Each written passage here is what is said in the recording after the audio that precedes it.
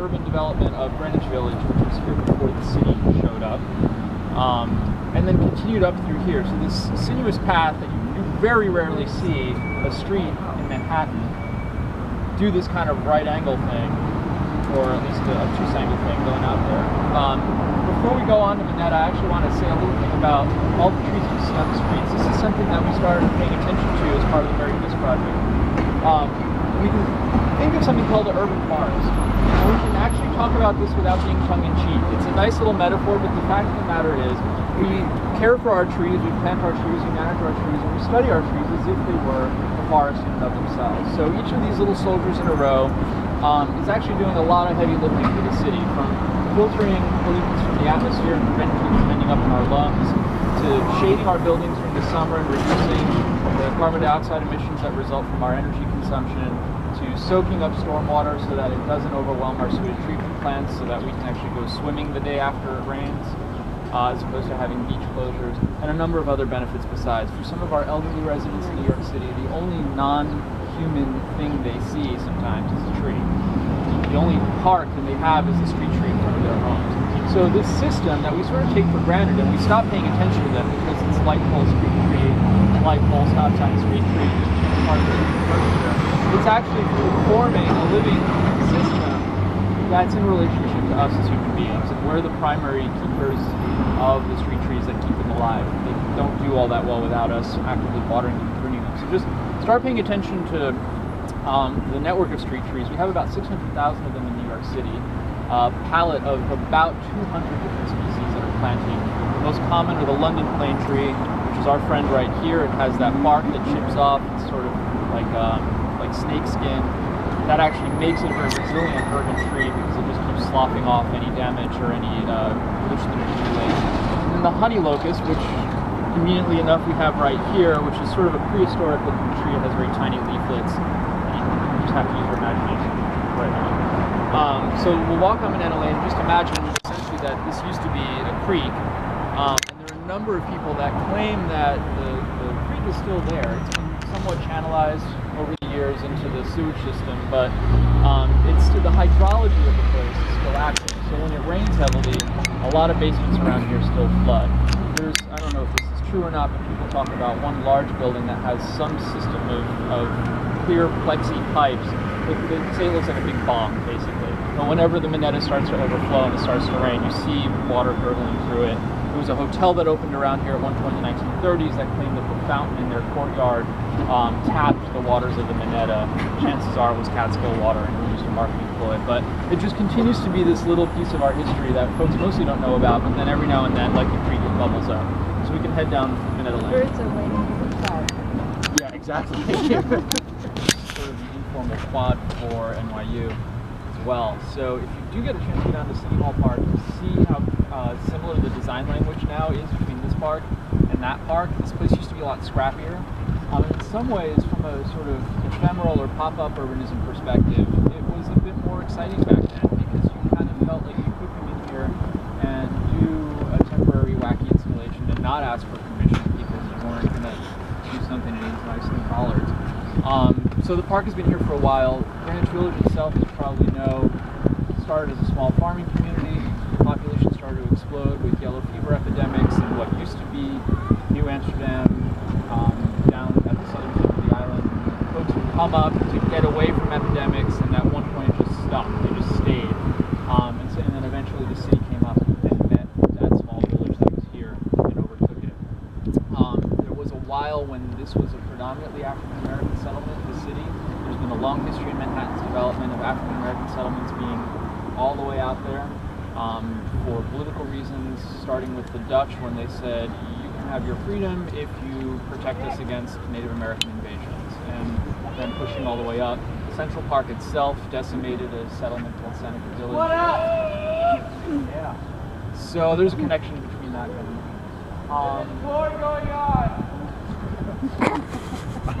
Why are fences up? They're still working on that portion of the park. So the creek actually bisected what became the park. This was a potter's field. This is where they buried folks who couldn't afford their own burials. It became a parade ground for the military.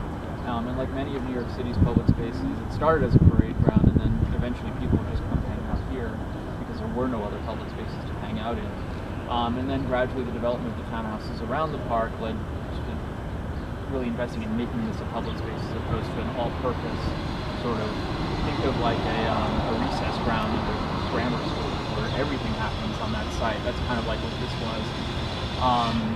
And then we have one of the oldest trees in New York City called the Hangman's Elm, which is all the way at the top there on the corner of the park. And it literally is where executions used to happen. They would just hang people from that tree, and it's been here for pretty much as long as we can remember. And it's what we would call, it's an interesting tidbit of history, but it's also really important in terms of ecology. It's what we call a witness tree. From understanding what's behind that tree, you can sort of extrapolate what we should do here. Eric Sanderson, who's working, have worked with already and is going to work with as part of this project, relies on witness species like this to be able to extrapolate what else was here. Once you know that an elm like that was here, you know what ate that elm was likely around here, what soil conditions that elm relied on were likely here, and you can start to build webs of connectivity in order to what used to be here. And it's still there, it's still thriving, it's still acting humanity, but it's literally sort of a little time capsule that takes us back 200-400 years. Karen, you want to cover it? Oh yeah, I wanted you to note that you see the scale of this park, which is an interesting today kind of private-public partnership, because all of these buildings were built separately over different periods of time, different townhouses. And those of you who have read Henry James, Washington Square, that took place theoretically in one of these townhouses. But over the years, NYU has systematically bought up all these buildings. So now what you have is a real public-private partnership. This is symbolic NYU campus because NYU doesn't have the UVA law. Okay? They didn't get to do that. And you're going to see the more urbanized version of UVA up at Columbia. It's a different configuration, but it basically owns its space in the city. They don't own this. NYU kind of systematically said, okay, well, we're just going to buy everything up around here. So we kind of own it, but we kind of don't. So it's a really interesting public-private partnership here, where you have all the you heard this NYU resident before, right? Talking, oh, there's a tour going on. So they live here, the faculty live here, there are programs in all these townhouses, and the library, both Johnson's library is over here, and it's concentrated more on that end. But basically, this is NYU and the public. So it's a really interesting model, and very few exist like that. So I just wanted you to notate that graduation goes on here. So it's a pretty amazing kind of integration. And NYU's mission has become very much associated with NYU. So public service, urban campus, global interests, etc. So it has evolved through its site and its location. Increasingly, as designers, you have to think about how the maintenance of the thing you make is going to be paid for over time. And most of our public spaces in New York City now, the ones that are thriving and look great and the trash is picked up, the Parks Department doesn't pay for all those services. It's actually paid for by friends of organizations that are usually financed by wealthy corporations. For example, Bryant Park, which you saw slides of the ice skating rink, HBO was responsible for Bryant Park. Their headquarters is right next door. It's a great model when you can get it. Unfortunately, we also still have a number of low-income neighborhoods with underserved parks in New York City that don't have HBO or NYU next door, and they struggle to find the resources to supplement the meager amount that the Parks Department can give. We talked about this with your findings because, like you said, 8th Street, there are none of these commercial organizations that are picking up the trash, making it look cleaner than it is. So one can actually think, oh, everyone is less conscious of cleaning up. But that's not necessarily a conclusion that you come to, because these neighborhoods just have a whole private enterprise doing it. So it's a very hard thing to get at. But you'll see that this is pretty clean for a park.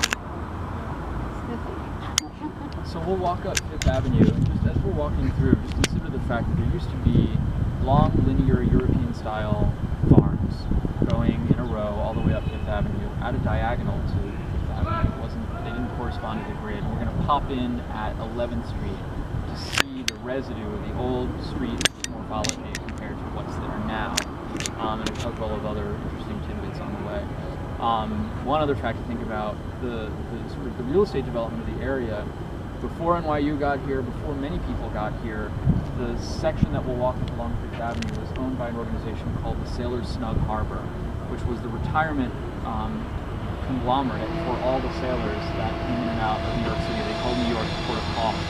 And the Snug Harbor, basically their business was to create a happy and healthy retirement for sailors, and this was a shipping town. They owned that property, or most of this property, and at one point they were about to create a retirement home here, and they said, wait a minute, the way things are developing, we can actually subdivide this property, split it up into townhouses to conform with the new commissioners grid that's coming through, and put our sailors in a retirement home on Staten Island. And that's exactly what happened. They became landlords, essentially, that cultivated the development of Greenwich Village to be somewhat posh, so that they could get really higher rents in order to finance retirement homes for sailors out in Staten Island.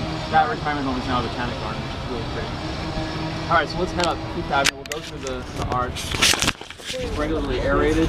So the guards are here for that reason. Now, unfortunately, this guard does something we don't want, which is to raise up the level of the soil, which starts to create a mound of soil around the base of the tree, which is not healthy, and it starts to rot the bark of the tree. All this from one tree bed, I know. This is how micro we can get in the analysis of what's going on the street. This is probably a ginkgo. It's a ginkgo. But for us, it's sort of an example of affluent stewardship.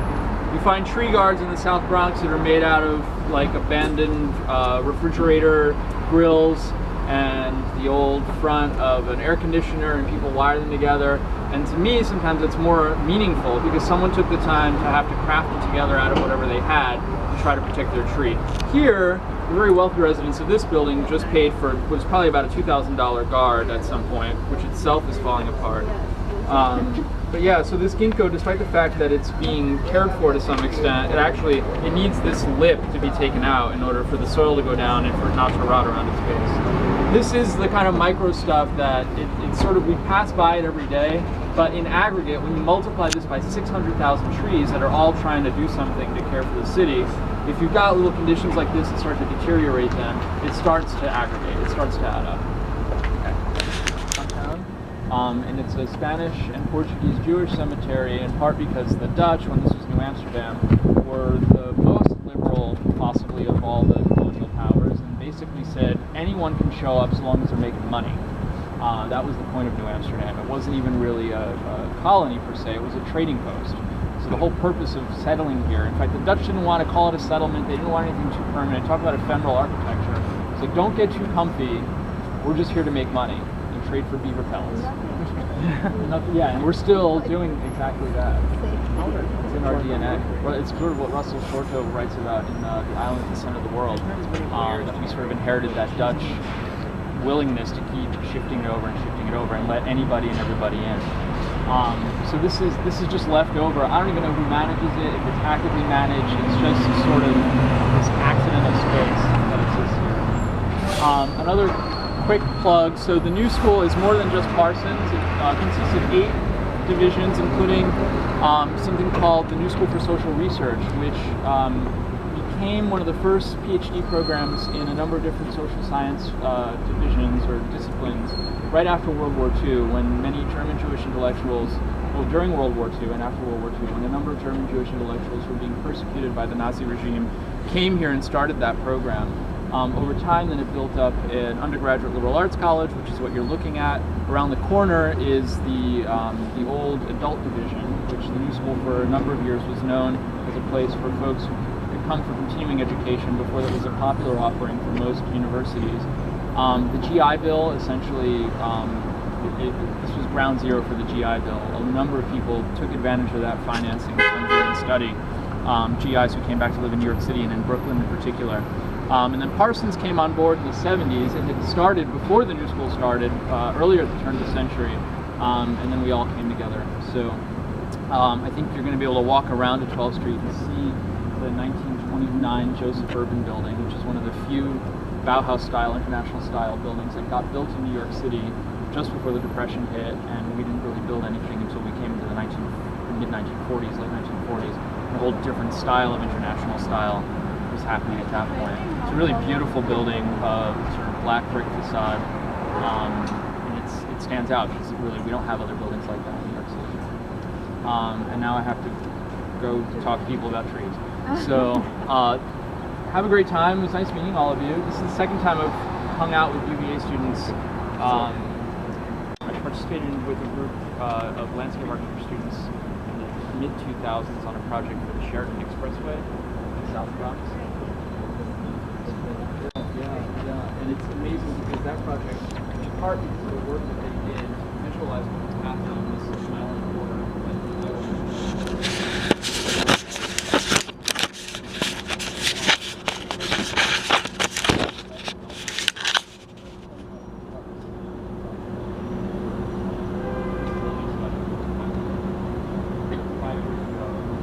Thank you.